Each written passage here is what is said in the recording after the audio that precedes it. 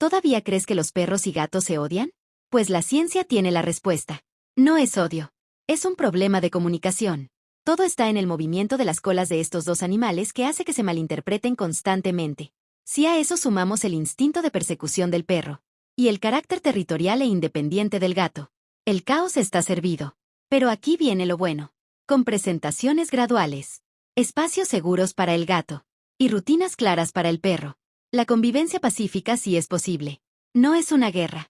Es biología. Si quieres conocer más curiosidades animales, sígueme.